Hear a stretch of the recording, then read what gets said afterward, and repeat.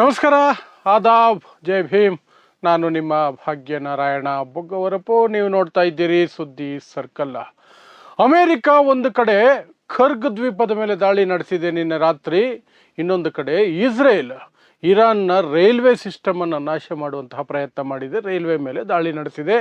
ಹಾಗಾಗಿ railway ಸರ್ವಿಸಸ್ಗಳು effect ಆಗಿದ್ದಾವೆ. So ಎರಡು ಕಡೆಯಿಂದ ದಾಳಿಯಾಗಿದೆ ಇರಾನ್ ಮೇಲೆ. ಅದಕ್ಕೆ ಪ್ರತ್ಯುತ್ತರವಾಗಿ ನಾವು ಸರಿಯಾದ ಉತ್ತರವನ್ನೇ ಕೊಡ್ತೀವಿ ಅಂತ ರಾತ್ರಿಯಿಂದಲೇ ಇರಾನ್ ಹೇಳ್ಕೊಂಡು ಬರ್ತಿದೆ. ಅದರ ಜೊತೆಗೆ ಇರಾನ್ನ ಅಧ್ಯಕ್ಷರು ಒಂದು ಸ್ಟೇಟ್ಮೆಂಟನ್ನು ಕೊಟ್ಟಿದ್ದಾರೆ. 14 ಮಿಲಿಯನ್ ಜನ ಅಂದರೆ 1,40,00,000 ಜನ ನಾವು ಪ್ರಾಣತ್ಯಾಗ ಮಾಡೋದಕ್ಕೆ ಸಿದ್ಧವಾಗಿದ್ದೀವಿ, ನನ್ನನ್ನು ಸೇರಿಸಿ ಅಂತ ಹೇಳಿದ್ದಾರೆ. ಸೊ ಯಾರಿದು 1.4 ಕೋಟಿ ಜನ ಅಥವಾ 14 ಮಿಲಿಯನ್ ಜನ? ಅವರನ್ನು ಯಾಕೆ ಅವರು ಪ್ರಾಣತ್ಯಾಗಕ್ಕೆ ಸಿದ್ಧ ಇರುವ ಜನ ಅಂತ ಹೇಳ್ತಿದ್ದಾರೆ, ಮತ್ತು ಯಾವ ರೀತಿಯಾಗಿ ಅವರು ಪ್ರಾಣತ್ಯಾಗಕ್ಕೆ ಸಿದ್ಧವಾಗಿದ್ದಾರೆ, ಏನು ಅದರ ವಿವರಗಳನ್ನು ಕೊಡುವಂತಹ ಪ್ರಯತ್ನವನ್ನು ಮಾಡ್ತೀನಿ.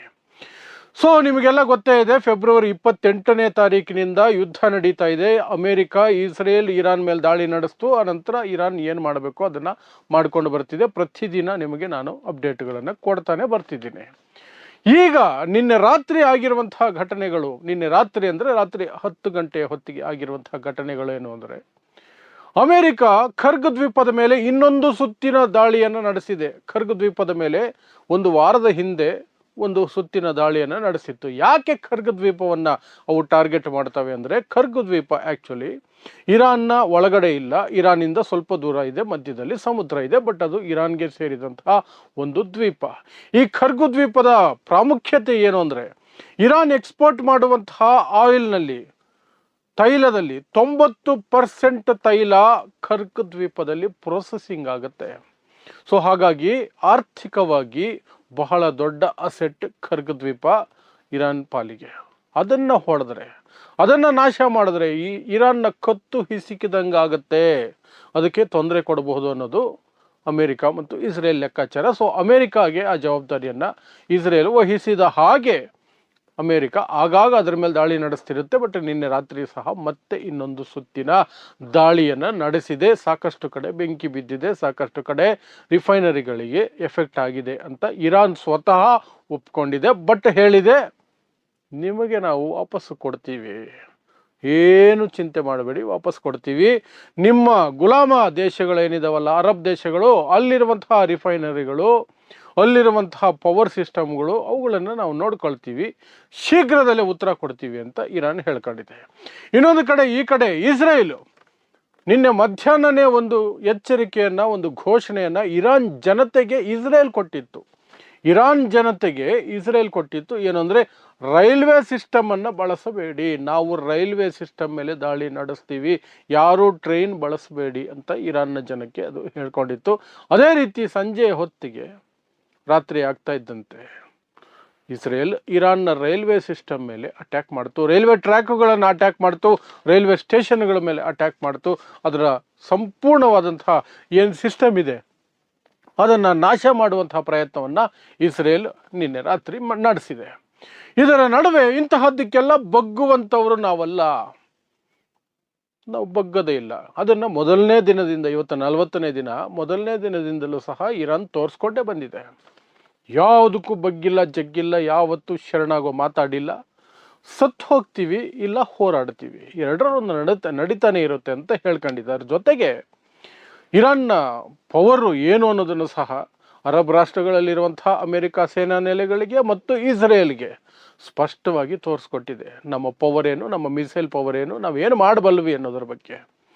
ಮತ್ತು ಯುದ್ಧ ವಿರಾಮದ ಬಗ್ಗೆ ಮಾತಾಡಿದಾಗೆಲ್ಲ ನಾವು ರೆಡಿ ಇಲ್ಲ, ನಮ್ಮ ಷರತ್ತುಗಳ ಮೇಲೆ ವಿರಾಮ ಆದರೆ ಮಾತ್ರ ಯುದ್ಧ ವಿರಾಮ, ಇಲ್ಲದೆ ಹೋದರೆ no cease fire, we are ready to fight till our last breath ಅಂತ ಇರಾನ್ ಹೇಳ್ಕೊಂಡು ಬರ್ತಿದೆ. ಅದೇ ಮಾತುಗಳನ್ನು ನಿನ್ನೆ ಇರಾನ್ನ ಅಧ್ಯಕ್ಷರಾಗಿರುವಂತಹ ಪೆಜೆಶ್ಕಿಯಾನ್ ಅವರು ಪುನರುಚ್ಚರಿಸಿದ್ದಾರೆ. ನಾವು 14 ಮಿಲಿಯನ್ ಜನ ಸಾಯೋದಕ್ಕೆ ಸಿದ್ಧವಾಗಿದ್ದೀವಿ, ನನ್ನನ್ನು ಸೇರಿಸಿ. 14 ಮಿಲಿಯನ್ ಅಂದರೆ 1.4 ಕೋಟಿ, 1,40,00,000 ಜನ ಸಾಯೋದಕ್ಕೆ ಸಿದ್ಧವಾಗಿದ್ದೀವಿ ಅಂತ.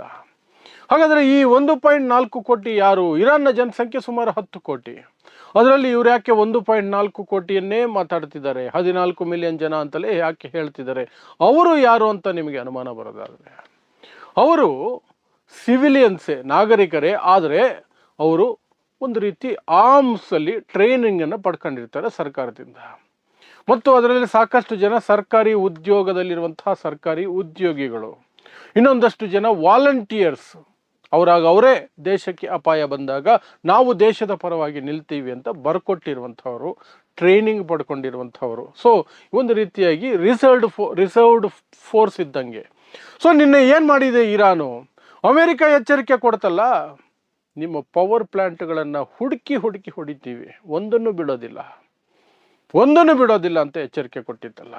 ಅದರ ಜೊತೆಗೆ ನಿಮ್ಮ ರಿಫೈನರಿಗಳನ್ನು ಹೊಡಿತೀವಿ, ಏನು ಸಿಕ್ಕುತ್ತೋ ಬ್ರಿಡ್ಜ್ಗಳು ಎಲ್ಲವನ್ನು ಹೊಡಿತೀವಿ, ನಿಮ್ಮ ನಾಗರಿಕತೆಯನ್ನೇ 4 ಗಂಟೆಗಳಲ್ಲಿ ಇಲ್ಲದಂತಾಗಿಸ್ಬಿಡ್ತೀವಿ ಅಂತ ಹೇಳಿತ್ತಲ್ಲ.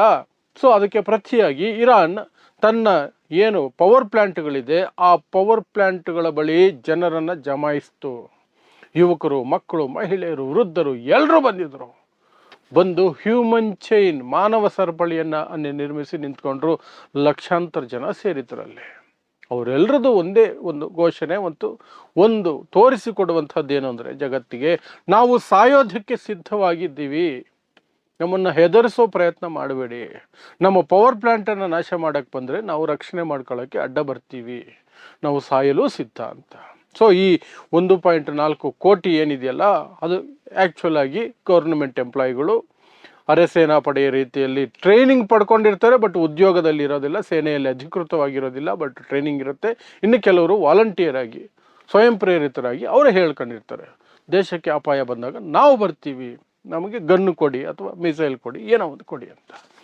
ಆದರೆ ಈ ಮಕ್ಕಳು, ಮುದುಕರು, ಮಹಿಳೆಯರು, ಅವರೆಲ್ಲರೂ ಸಹ ತೆಹರಾನ್ ಮತ್ತು ಸುತ್ತಮುತ್ತಲ ಸಿಟಿಗಳಲ್ಲಿರುವಂತಹ ನಾಗರಿಕರು. ಅವರು ಸಹ ನಾವು ಸಾಯೋದಕ್ಕೂ ಸಿದ್ಧ, ಮಾನವ ಸರಪಳಿಯನ್ನು ನಿರ್ಮಿಸ್ಕೊಳ್ತೀವಿ, ಇಲ್ಲಿ ನಮ್ಮ ಪವರ್ ಪ್ಲ್ಯಾಂಟ್ಗಳನ್ನು ಮುಟ್ಟೋಕ್ಕೆ ಬಂದರೆ ನಮ್ಮನ್ನು ಹೊಡಿಬೇಕಾಗುತ್ತೆ, ಬಟ್ ನಮ್ಮ ಸೇನೆ ನಿಮ್ಮನ್ನು ಹೇಗೆ ಹೊಡಿಬೇಕು ಹಾಗೆ ಮುಂದಕ್ಕೆ ಹೊಡೆಯುತ್ತೆ. IRGC ಅದೇ ಎಚ್ಚರಿಕೆ ಕೊಟ್ಟಿರೋದು, ನೀವು ಏನು ಬೇಕಾದರೂ ಮಾಡಿ, ನಾವಂತೂ ಹೆದರಲ್ಲ, ಆದರೆ ಅದಕ್ಕೆ ಪ್ರತ್ಯುತ್ತರ ಅದೇ ಲೆವೆಲಲ್ಲಿ ಕೊಡ್ತೀವಿ ಅಂತ. ಈಗ ಅದನ್ನು ಮಾಡ್ಕೊಂಡು ಬಂದಿದೆ ಕಳೆದ 40 ದಿನಗಳಿಂದ. ಸೊ ಇದಿಷ್ಟು ನಿನ್ನೆ ರಾತ್ರಿ 10 ಗಂಟೆ ಒಳಗಡೆ ಆಗಿರುವಂತಹ ಅಪ್ಡೇಟ್ಗಳು. ಅದಾದ ನಂತರದ ಅಪ್ಡೇಟ್ಗಳು ನೆಕ್ಸ್ಟ್ ವಿಡಿಯೋದಲ್ಲಿ ಕೊಡ್ತೀನಿ.